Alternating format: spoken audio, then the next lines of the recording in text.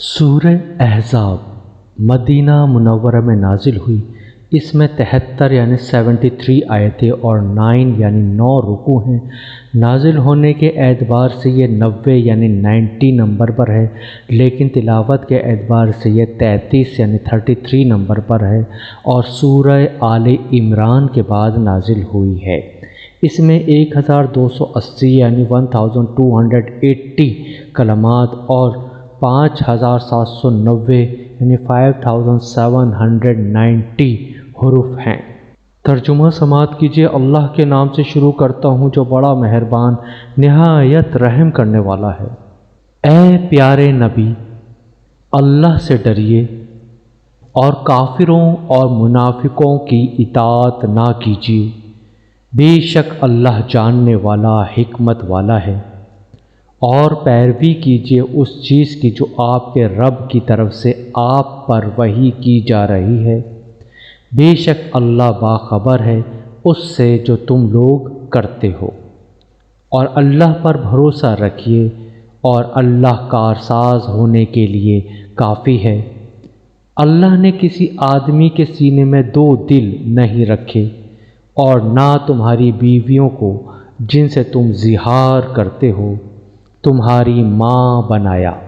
اور نہ تمہارے اپنے منہ بولے بیٹوں کو تمہارا بیٹا بنا دیا۔ یہ سب تمہارے اپنے منہ کی باتیں ہیں،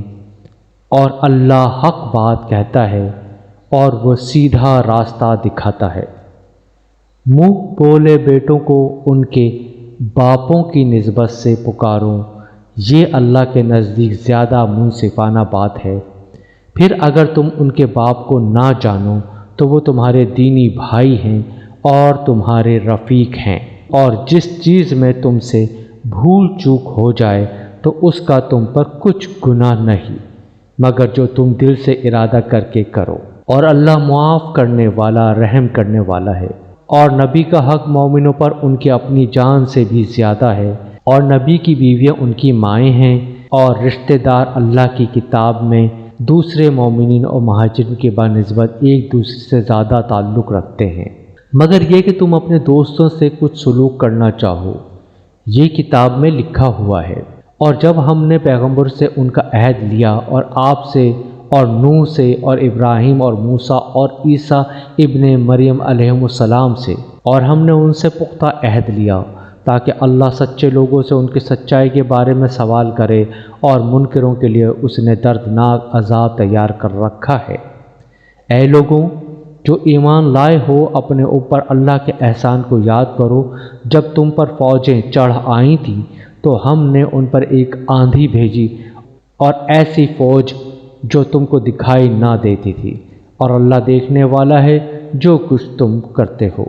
جب کہ وہ تم پر چڑھ آئے تمہارے اوپر کی طرف سے اور تمہارے نیچے کی طرف سے، اور جب آنکھیں پتھرا گئیں اور دل گلوں تک پہنچ گئے اور تم اللہ کے ساتھ طرح طرح کے گمان کرنے لگے، اس وقت ایمان والے امتحان میں ڈالے گئے اور بالکل ہلا دیے گئے۔ اور جب منافقین اور وہ لوگ جن کے دلوں میں روگ ہے کہتے تھے کہ اللہ اور اس کے رسول نے جو وعدہ ہم سے کیا تھا وہ صرف دھوکہ تھا، اور جب ان میں سے ایک گروہ نے کہا کہ اے یثرب والو، تمہارے لیے ٹھہرنے کا موقع نہیں تو تم لوٹ چلو، اور ان میں سے ایک گروہ پیغمبر سے اجازت مانگتا تھا کہ وہ کہتا تھا کہ ہمارے گھر غیر محفوظ ہیں، حالانکہ وہ غیر محفوظ نہیں، وہ صرف بھاگنا چاہتے تھے۔ اور اگر مدینہ کے اطراف سے ان پر کوئی گھس آتا اور ان کو فتنے کی دعوت دیتا تو وہ مان لیتے، اور وہ اس میں بہت کم باقی رہتے۔ اور انہوں نے اس سے پہلے اللہ سے عہد کیا تھا کہ وہ پیٹھ نہ پھیریں گے اور اللہ سے کیے ہوئے عہد کی پوچھ ہوگی۔ کہہ دیجئے کہ اگر تم موت سے یا قتل سے بھاگو تو یہ بھاگنا تمہارے کچھ کام نہ آئے گا، اور اس حالت میں تم کو صرف تھوڑے دنوں فائدہ اٹھانے کا موقع ملے گا۔ کہہ دیجئے کہ کون ہے جو تم کو اللہ سے بچائے گا اگر وہ تم کو نقصان پہنچانا چاہے یا وہ تم پر رحمت کرنا چاہے، اور وہ اپنے لیے اللہ کے مقابلے میں کوئی حمایتی اور مددگار نہ پائیں گے۔ اللہ تم میں سے ان لوگوں کو جانتا ہے جو تم میں سے روکنے والے ہیں اور جو اپنے بھائیوں سے کہتے ہیں کہ ہمارے پاس آ جاؤ، اور وہ لڑائی میں کم ہی آتے ہیں۔ وہ تم سے بخل کرتے ہیں پس جب خوف پیش آتا ہے تو آپ دیکھتے ہو کہ وہ آپ کی طرف اس طرح دیکھنے لگتے ہیں کہ ان کی آنکھیں اس شخص کی آنکھوں کی طرح گردش کر رہی ہیں جس پر موت کی بے ہوشی طاری ہو۔ پھر جب خطرہ دور ہو جاتا ہے تو وہ مال کے حرص میں تم سے تیز زبانی کے ساتھ ملتے ہیں۔ یہ لوگ یقین نہیں لائے تو اللہ نے ان کے اعمال بیکار کر دیے، اور یہ اللہ کے لیے آسان ہے۔ وہ سمجھتے ہیں کہ فوجیں ابھی گئی نہیں ہیں، اور اگر فوجیں آ جائیں تو یہ لوگ یہی پسند کریں کہ کاش ہم بددوؤں کے ساتھ دیہات میں ہوں، تمہاری خبریں پوچھتے رہیں، اور اگر وہ تمہارے ساتھ ہوتے تو لڑائی میں کم ہی حصہ لیتے۔ یقیناً تمہارے لیے اللہ کے رسول میں بہترین نمونہ تھا اس شخص کے لیے جو اللہ کا اور آخرت کے دن کا امیدوار ہو اور کثرت سے اللہ کو یاد کرے۔ اور جب ایمان والوں نے فوجوں کو دیکھا تو انہوں نے کہا کہ یہ وہی ہے جس کا اللہ نے اور اس کے رسول نے ہم سے وعدہ کیا تھا، اور اللہ اور اس کے رسول نے سچ کہا، اور اس نے ان کے ایمان اور اطاعت میں اضافہ کر دیا۔ ایمان والوں میں ایسے لوگ بھی ہیں جنہوں نے اللہ سے کیے ہوئے عہد کو پورا کر دکھایا، پس ان میں سے کوئی اپنا ذمہ پورا کر چکا اور ان میں سے کوئی منتظر ہے، اور انہوں نے ذرا بھی تبدیلی نہیں کی، تاکہ اللہ سچوں کو ان کی سچائی کا بدلہ دے اور منافقوں کو عذاب دے اگر چاہے یا ان کی توبہ قبول کرے۔ پھر بے شک اللہ بخشنے والا مہربان ہے۔ اور اللہ نے منکروں کو ان کے غصے کے ساتھ پھیر دیا کہ ان کی کچھ بھی مراد پوری نہ ہوئی، اور مومنین کی طرف سے اللہ لڑنے کے لیے کافی ہے، اور اللہ قوت والا زبردست ہے۔ اور اللہ نے ان اہل کتاب کو جنہوں نے حملہ آوروں کے ساتھ دیا ان کے قلعوں سے اتارا، اور اس نے ان کے دلوں میں رعب ڈال دیا۔ تم ان کے ایک گروہ کو قتل کر رہے ہو اور ایک گروہ کو قید کر رہے ہو، اور اس نے ان کی زمین اور ان کے گھروں اور ان کے مالوں کا تم کو وارث بنا دیا، اور ایسی زمین کا بھی جس پر تم نے قدم نہیں رکھا، اور اللہ ہر چیز پر قدرت رکھنے والا ہے۔ اے پیارے نبی، اپنی بیویوں سے کہہ دیجئے کہ اگر تم دنیا کی زندگی اور اس کی زینت چاہتی ہو تو آؤ میں تم کو کچھ مال و متاع دے کر خوبی کے ساتھ رخصت کر دوں، اور اگر تم اللہ اور اس کے رسول کو اور آخرت کے گھر کو چاہتی ہو تو اللہ نے تم میں سے نیک کرداروں کے لیے بڑا اجر مہیا کر رکھا ہے۔ اے پیارے نبی کی بیویوں، تم میں سے جو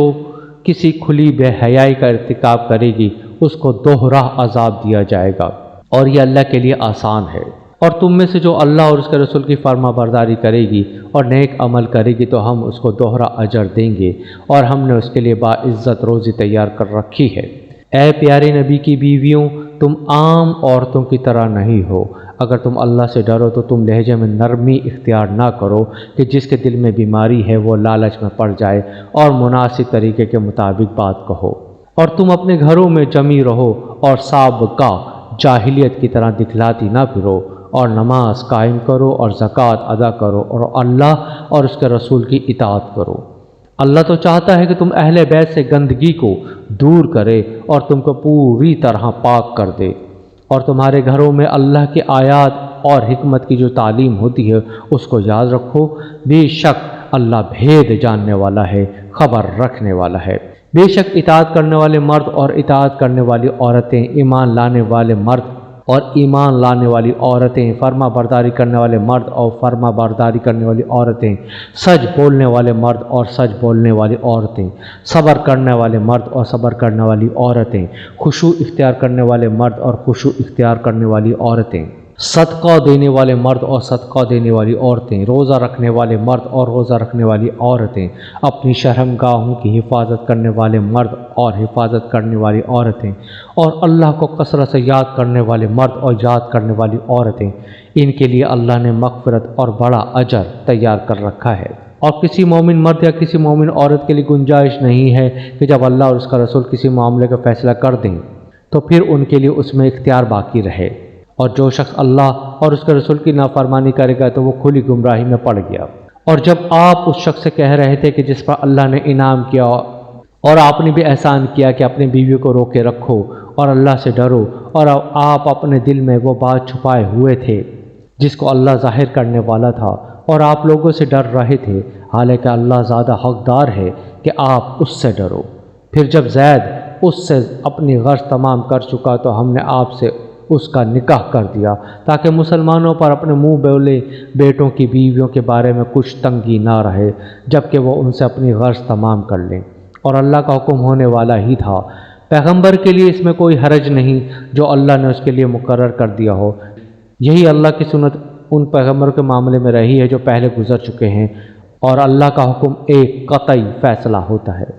وہ پیغمبر اللہ کے پیغاموں کو پہنچاتے ہیں اور اسی سے ڈرتے تھے، اور اللہ کے سوا کسی سے نہیں ڈرتے تھے، اور اللہ حساب لینے کے لیے کافی ہے۔ محمد صلی اللہ علیہ وآلہ وسلم تمہارے مردوں میں سے کسی کے باپ نہیں ہیں، لیکن وہ اللہ کے رسول اور نبیوں کے خاتم ہیں،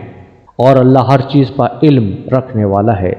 اے ایمان والوں، اللہ کو بہت زیادہ یاد کرو اور اس کی تسبیح کرو صبح اور شام۔ وہی ہے جو تم پر رحمت بھیجتا ہے اور اس کے فرشتے بھی، تاکہ تم کو اندھیروں سے نکال کر روشنی میں لائے، اور وہ مومنوں پر بہت مہربان ہے۔ جس روز وہ اس سے ملیں گے ان کا استقبال سلام سے ہوگا، اور اس نے ان کے لیے باعزت صلہ تیار کر رکھا ہے۔